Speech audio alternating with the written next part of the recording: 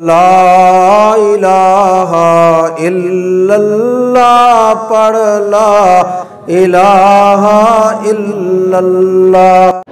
میں نے سابقہ دروس میں سیرت مصطفیٰ صلی اللہ علیہ وسلم کے چند پہلو ذکر کیے تھے،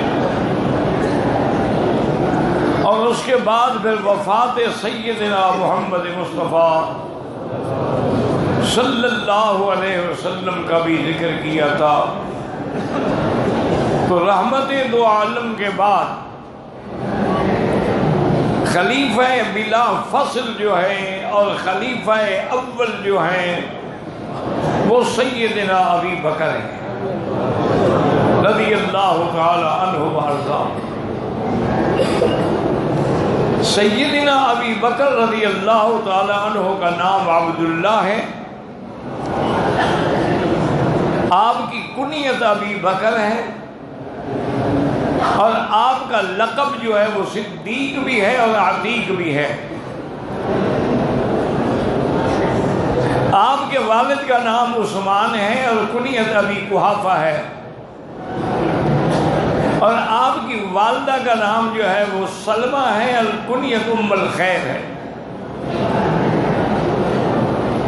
اور تقریباً 8ویں پشت میں ان کا نسب جو ہے وہ حضور پاک صلی اللہ علیہ وسلم سے ملتا ہے۔ بنو تیم قبیلے کے بہت بڑے عزت و شان والا گھرانہ ہے، اور آپ کا پیشہ تجارت تھا۔ تو سیدنا صدیق فرماتی ہیں کہ میں تجارت کے ضمن میں ایک دفعہ سفر میں تھا کہ میں نے خواب دیکھا کہ آسمان سے چاند گرا ہے اور ٹکڑے ٹکڑے ہو گیا ہے، پھر وہ ٹکڑے اکٹھے ہو کے میری گود میں آئے ہیں۔ تو فرماتی ہیں کہ وہاں ایک بہت بڑا راہب تھا، میں اس کے پاس گیا، اس کو میں نے اپنا خواب سنایا۔ اس نے کہا کہ ابو بکر اس خواب کی تعبیر یہ ہے کہ ایک نبی آئیں گے جو خاتم الانبیاء ہوں گے، اور سب سے پہلے آپ ہی ان پہ اسلام لائیں گے۔ تو حضرت صدیق فرماتے ہیں میں تو جانتا ہی نہیں تھا کہ اسلام کیا ہے۔ میں نے کہا ٹھیک ہے، لیکن بات میرے دل پہ اثر کر گئی۔ پھر میں یمن کے سفر پہ گیا، وہاں ایک ازدی بہت بڑا عالم تھا، مشہور تھا اپنے زمانے میں۔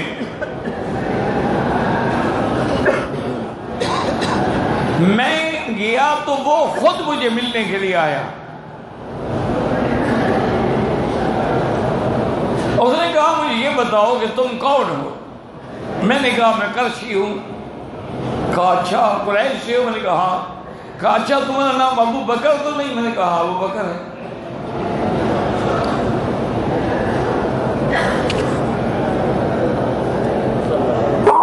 الحمدللہ یادینا و یادینا۔ تو اس نے کہا اچھا تم قریشی بھی ہو؟ میں نے کہا قریشی بھی ہوں، نام بھی میرا ابو بکر ہے۔ انہوں نے کہا تم بنو تیم قبیلے سے ہو؟ میں نے کہا ہاں بنو تیم قبیلے سے بھی ہوں۔ اس نے کہا اگر آپ میری جسارت کو اور گستاخی کو معاف فرمائیں تو اپنے پیٹ سے ذرا کپڑا اٹھائیں، میں ایک علامت دیکھنا چاہتا ہوں کہ آپ کے ناف کے قریب ایک تل ہے، وہ ہے یا نہیں ہے؟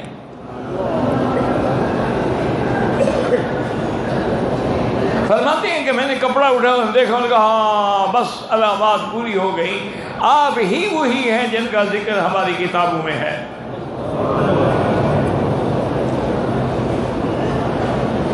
اور آپ ہی وہ ہیں جو سب سے پہلے آنے والے نبی خاتم الانبیاء محمد مصطفیٰ پر اسلام لائیں گے اور اس کے سب سے پہلے ساتھی بنیں گے۔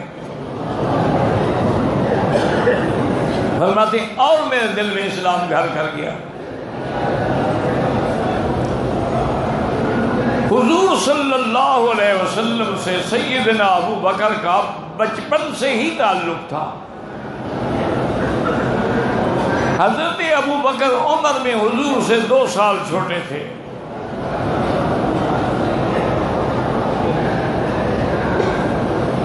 اور یہ بھی ابو بکر کی شان میں ہے کہ زندگی میں کبھی شراب نہیں پیا، کبھی زنا نہیں کیا، لم یسجد صنما قط، کبھی کسی بت کو سجدہ نہیں کیا، کفر کے زمانے میں بھی۔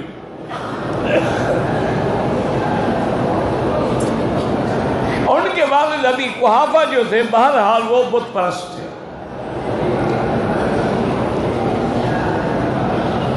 انہوں نے بڑا اصرار کیا کہ ابو بکر تم میرے خداؤں کو کیوں نہیں مانتے ہو؟ ایک دن زبردستی کر کے اس کو اپنے کمرے میں لے گئے۔ ایک انہوں نے خاص کمرہ بنایا تھا جس میں ان کے وہ معبودان باطلہ رکھے ہوئے تھے، اور وہاں خوشبوئیں جلتی تھیں، اگربتی اور لوبان جلتا تھا، ان پہ پھول چڑھائے جاتے تھے۔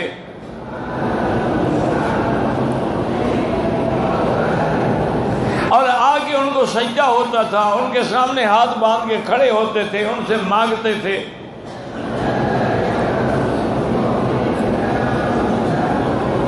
آج یہی کوشش جو ہے ہمارا مسلمان کر رہا ہے کہ پیروں کی تصویریں گھر میں ہیں، ان پہ پھول چڑھائے جاتے ہیں، ان کی قبروں پہ پھولوں کی چادریں چڑھائی جاتی ہیں، ان کی قبروں کو باقاعدہ غسل دیا جاتا ہے جیسے کعبے کو غسل دیا جاتا ہے،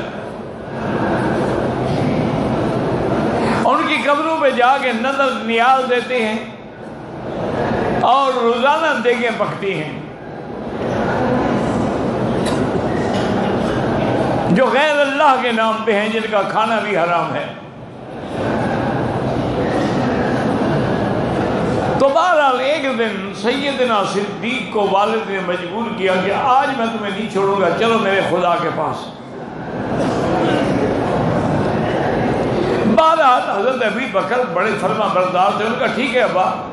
جب چلے گئے انہوں نے کہا اچھا ابا جان آپ ایسا کریں گے اب آپ تشریف لے جائیں، میں تنہائی میں پھر آپ کے خدا کے ساتھ جو ہے نا مذاکرات کرنا چاہتا ہوں۔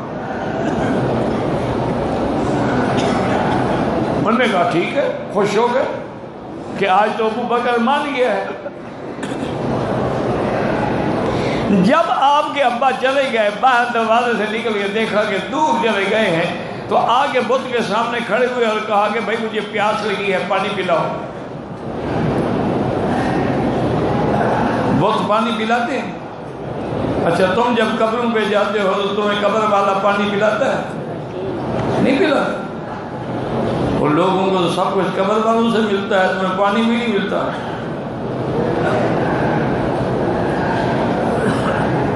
اور خدا کے لیے اللہ حج پہ لے آیا ہے نا، لبیک پڑھا ہے تو اب اپنے عقیدے بھی ٹھیک کرو۔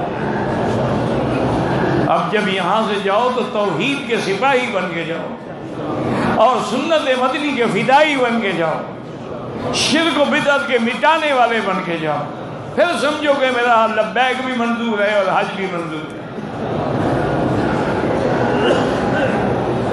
اب وہ بت کہاں سے پانی دے؟ انہوں نے کہا اچھا تم ایسا کرو کہ پانی تمہارے پاس نہ ہو تو چلو کوئی مجھے کھانے کے لیے کچھ دے دو۔ بت کیا جواب دے؟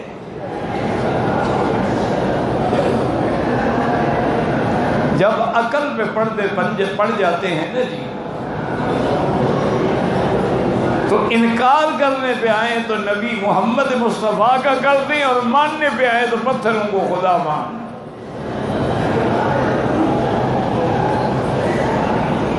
حضرت ابو بکر فرماتی ہیں کہ میں گھر سے نکلا، اس کمرے سے باہر جا کے ایک پتھر ڈھونڈا اچھا خاصا مضبوط، اور آ کے اس کے سر پہ ایسے زور سے مارا کہ وہ ٹکڑے ٹکڑے ہو گئے۔ میں نے کہا نہ پانی دیتے ہو نہ کھانا دیتے ہو، تو تمہارا رہنے کا کیا فائدہ ہے؟ اور دروازہ بند کر کے میں غائب ہو گیا۔ کافی دیر گزر گئی، ابھی قحافہ آئے کہ بھی ابو بکر ابھی تک نہیں آئے، آج تو اس کا دل لگ گیا میرے خدا کے ساتھ۔ اندر آ کے جب دروازہ کھولا دیکھا تو خدا سے ٹکڑے ٹکڑے ہو گئے۔ نا ایمان سے کہو خدا ٹکڑے ٹکڑے ہوتے ہیں؟ اچھا خدا کبھی مرتے بھی ہیں؟ خدا پہ موت آتی ہے؟ اچھا پیروں پہ موت آئی کہ تم نے زندہ دفن کر دیا؟ ہاں جی آئیے یار، خیال کہ وہ تو کہتے ہیں وصال فرما گئے ہیں، موت تو مولوی مکی پہ آئے گی۔ کہتے ہیں مولوی مکی جو ہے وہ تو مر گیا، ہمارے بزرگ وصال فرما گئے، اللہ سے مل گئے، مر نہیں گئے، انہوں نے وصال فرمایا ہے۔ اسی لیے ہر سال ان کی شادی کرتے ہیں، عرس بناتے ہیں۔ اور اس کا معنی کیا ہوتا ہے؟ شادی۔ کسی عربی سے عربی لغت میں دیکھ لو، عریس کہتے ہیں دولہے کو، عروسہ کہتے ہیں دلہن کو، عرس کہتے ہیں شادی کو۔ یہ ہر سال جو عرس ہے یہ بزرگوں کی اللہ کے ساتھ شادی کی جا رہی ہے۔ انا للہ و انا الیہ راجعون۔ دعا کریں اللہ سب مسلمان کو صحیح کلمہ سمجھنے کی توفیق دیں اور سب کا خاتمہ ایمان پہ فرمائیں، اور جب آخری وقت آئے تو زبان پہ جاری ہو لا الہ الا اللہ محمد الرسول اللہ، پھر سمجھو بیڑا پار ہے۔ ابھی قحافہ غصے میں گھر آئے، ابو بکر کی والدہ سے کہا کہ حل علمت، تمہیں پتہ ہے آج تمہارے بیٹے نے کیا کیا ہے؟ میرے خدا کو توڑ دیا، بندے نے خدا کو توڑ دیا۔ ہمارے ہندوستان کے بھائی بیٹھے ہوئے ہیں، ان کے ملک میں تو ماشاءاللہ یعنی اتنے بت ہیں، اتنے دیوتا اتنے ہندو نہیں ہیں جتنے دیوتا ہیں۔ 25 کروڑ دیوتا کو مانتے ہیں، اور پھر دیوتا جو ہیں اور ان کے مندر جو ہیں وہ بناتے بھی خود ہیں، مورتیاں بھی خود بناتے ہیں اپنے ہاتھوں سے۔ اسی لیے امام التوحید سیدنا خلیل نے ابا کو چیلنج کیا کہ یا ابت لم تعبد ما لا يسمع ولا يبصر ولا يغني عنك شيئا۔ ابا جان تم اس کی عبادت کرتے ہو، نہ دیکھتے ہیں نہ سنتے ہیں، نہ تمہیں کوئی نفع پہنچا سکتے ہیں۔ آگے ابراہیم نے بتا بھی دیا کہ ایسا کیوں کرتے ہیں۔ یا ابت لا تعبد الشیطان، یہ دراصل بتوں کی عبادت نہیں ہوتی، شیطان کرواتا ہے غیر کی عبادت۔ ان الشیطان کان للرحمن عصیا۔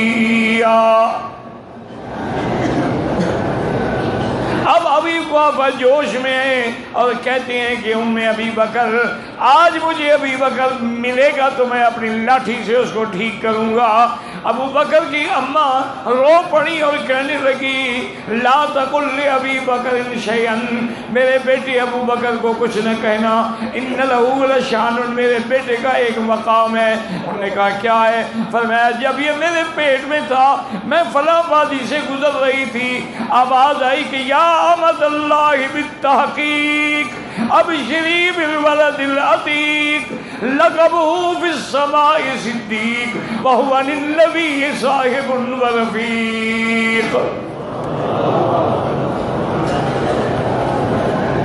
فرمایا ابو قحافہ میں نے آواز سنی تھی کہ اللہ کی بندی تیرے پیٹ کے اندر جو بچہ ہے وہ عتیق ہے، آسمانوں میں اس کا لقب صدیق ہے، اور ایک نبی آئے گا جس کا یہ صاحب و رفیق ہے۔